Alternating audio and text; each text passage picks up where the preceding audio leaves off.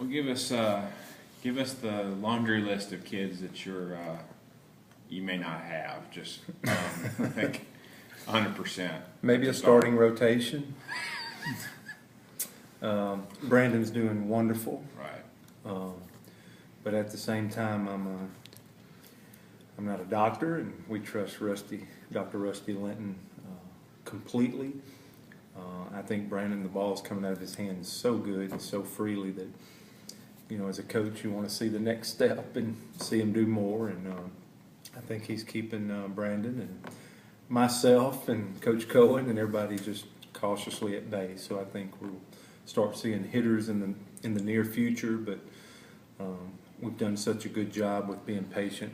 There's no sense here when we can see the finish line to adjust from that. So we'll keep seeing Dr. Linton every Tuesday and making those adjustments. But I foresee if it continues to go the way it is, that we'll be seeing hitters in the next week or two and then going from there. It's like step by step by step. Ben Bracewell, his foot, he's throwing off a mound.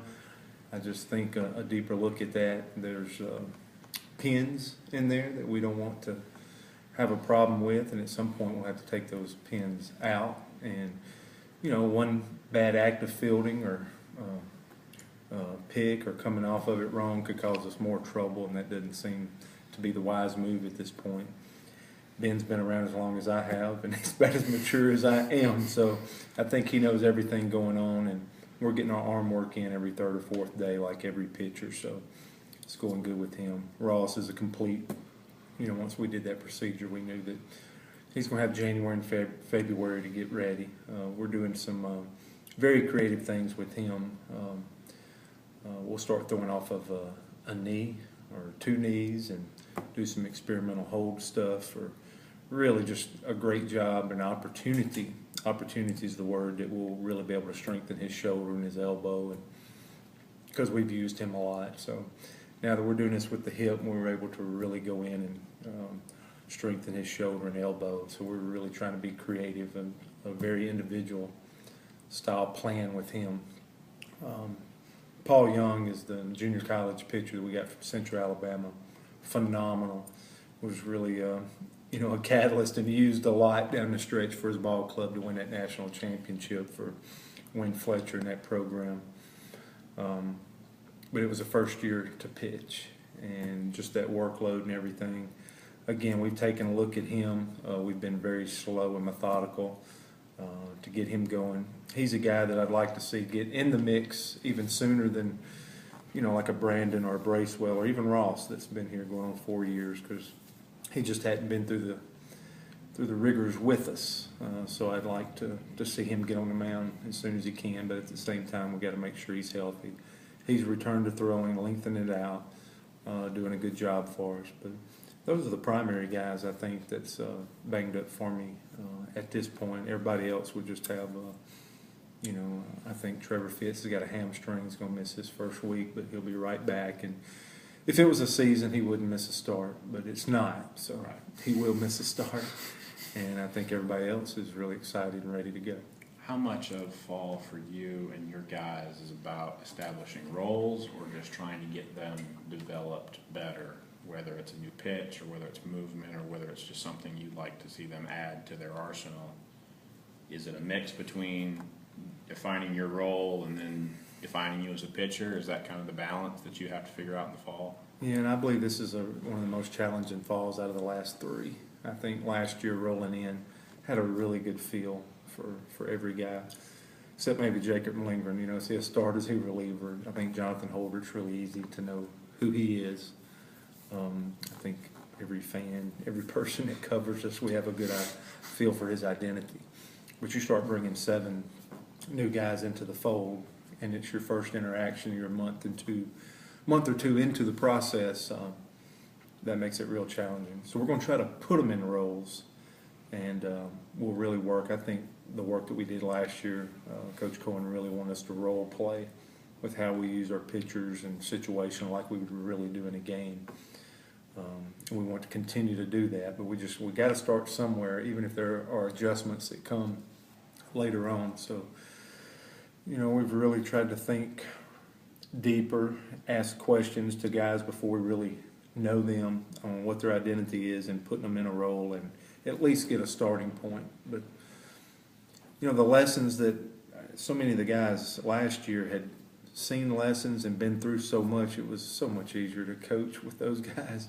I feel like we're going back to a level one, and every one of these freshmen or first-year pitchers have to learn those same lessons again. So we're back doing a lot of level one teaching, and we probably picked up at level two to start last fall, and we got to go back to level one with these guys, and that's good and okay.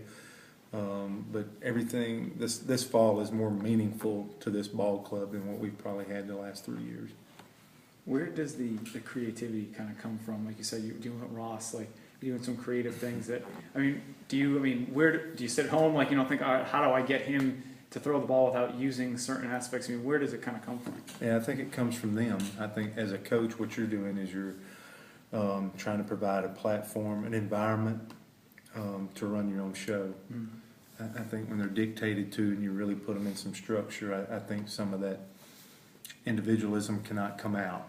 I think what we've done a good job with, John's done a good job. We're both left-handed. That might be something to do with it, but I just think we've allowed the guys to be creative. Mm-hmm.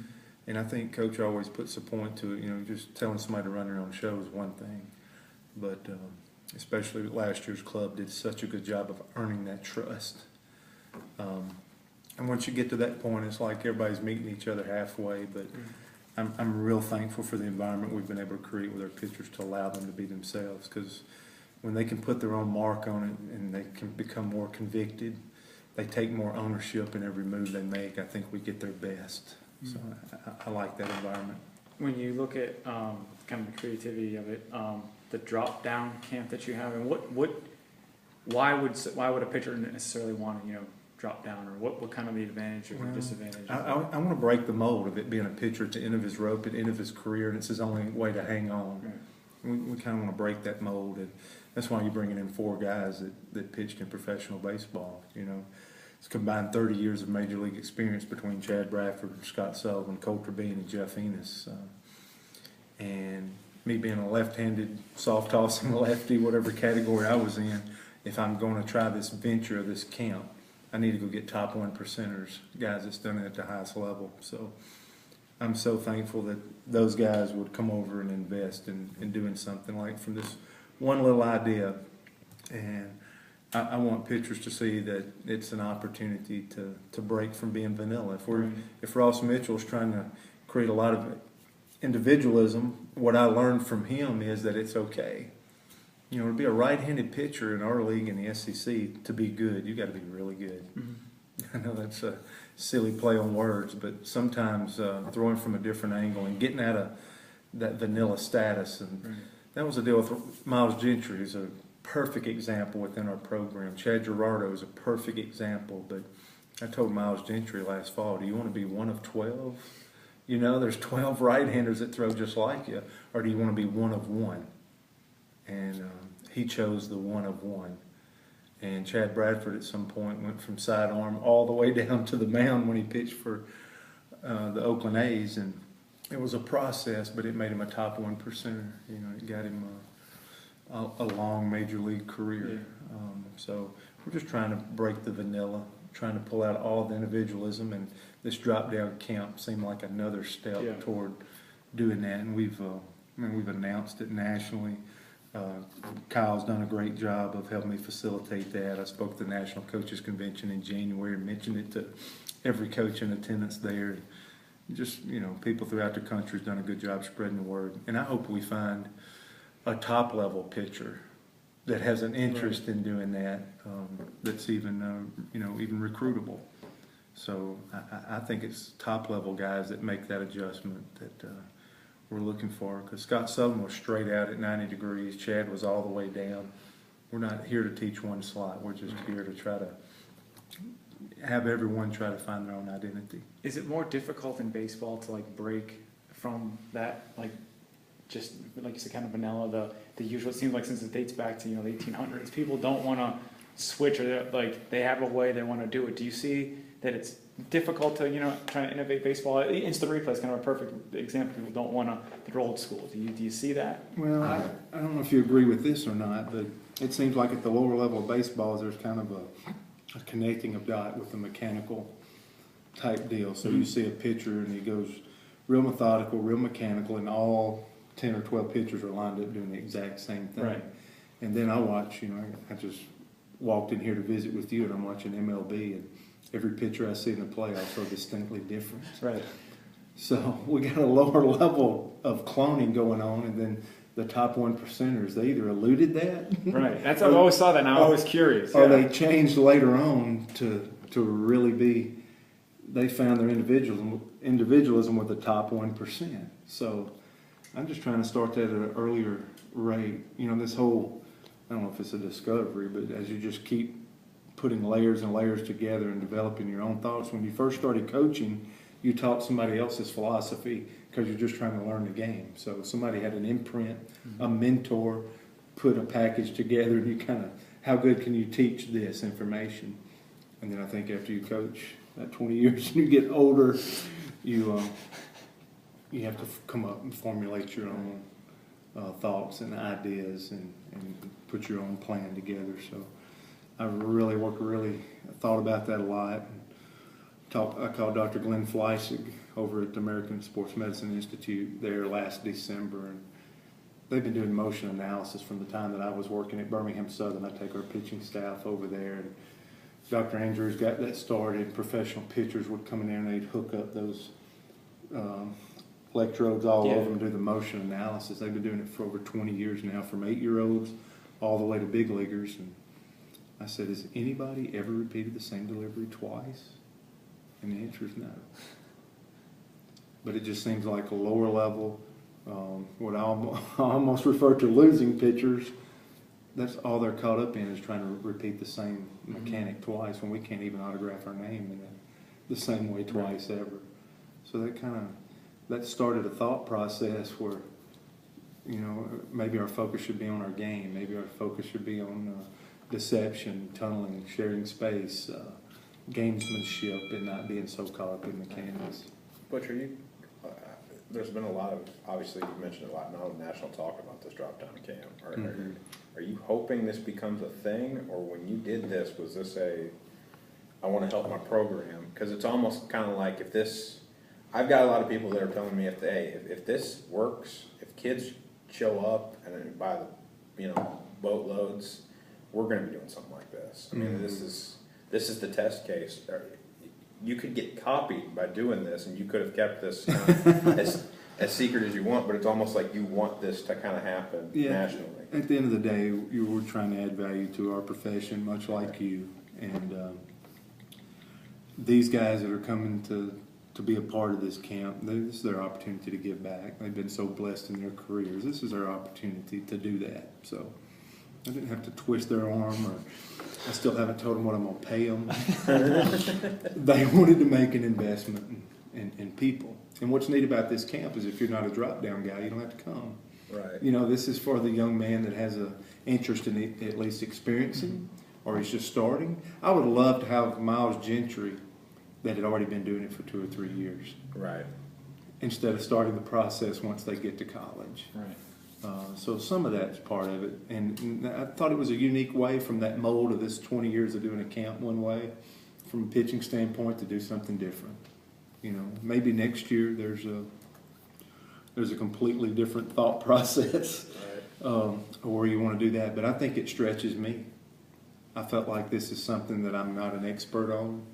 And what better way than try to bring experts, invite people, get together for a day. Coaches are able to come. We're going to have a breakout session where they can roam and watch the whole morning, whole afternoon, and from 11:30 to 1 we're going to do a Q&A and basically a coach's clinic, part of the drop-down camp too. So this stretches me. This hopefully makes me a certain percentage better at the end of this venture, and getting to be with these guys and sitting around and talk, and there's really no other motive to it except for just trying to get better. How much of this fall with some guys that you bring back? I know you've got so many new guys, but the guys that you bring back, how much of it is mental for them, and maybe just not babying them as much as you have in the past, whereas, hey, you need to be really good that second and that third time through the order. That's something I want you to focus on. That Trevor Fitz, I'd like for you to be really, really good that second time through the order. That would be a big jump for you. Do you have kids in mind that you'd like to work with that this fall? I think we started right on the, I remember my first thought thinking about this fall was as we're traveling back from Omaha. And because a lot of these guys are going right to summer ball. Sure. And I'm like, Trevor, your breaking ball is fine.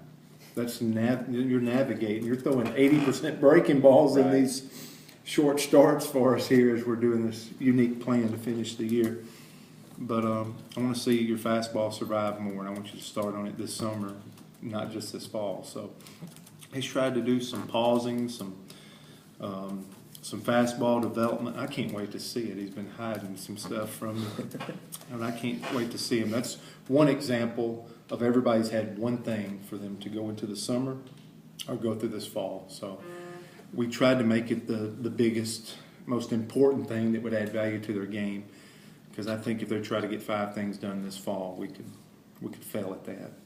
If we are convicted about one specific thing that we think would add value to their game, everybody's floating around with one concept, one idea, one thing to sincerely knock out and work on. If they master it early, we'll go find another one. But we got one skill that everybody's working hard to try to, dominate or master or make sure it can play this coming year. Lastly, I'll let you go, is lingo. John just mentioned it. He said, I don't want to say that he wasn't working hard before, but the maturity light bulb has turned on, and he kind of gets, not maybe that he wasn't doing it, but now he knows how to do it, and how to do it efficiently. Have you seen that, and are you looking forward to kind of working with him this fall? Yeah, I think it's obvious to everyone. He's turned it up a notch, especially in the weight room, and how he carries himself. He comes to my office and meets, and he's just doing some things that are not really required, but it's just the extra things that you start seeing when guys really get locked in. They kind of start feeling like it's their time, so to speak, happen. He got so knocked off center with the line drive, and then, a lot of times in that kinetic chain, it goes right to the arm, and just got sideways some last year. I think he feels so good. The ball's exploding out of his hand. He's working hard. He's already been pitcher of the week one of these first 7 weeks. So he's already accomplished some things. And I got to focus like I've never had, which is not uncommon. That junior year for Chris Stratton was a laser beam. Kendall Graveman was laser focused last year, every chance. Chad Gerardo got mindless last year down the stretch, which was great to see. But, I would love for that trend to continue. You can't just snap your fingers and say, hey, it's going to be these two guys this year. Renfro, all right, this is a great year for you to click in and make everything happen. So it's not that easy. But I think Jacob, the way Brandon's really pursuing, trying to get back, I'm really rooting for those guys because they're both in that category that could have special years for us. And they're kind of the guys that you would look at and lean toward, being the guys that what these guys have done. And maybe by them seeing that, they know it can happen. So there's some confidence associated with seeing those guys do it that, it's my time.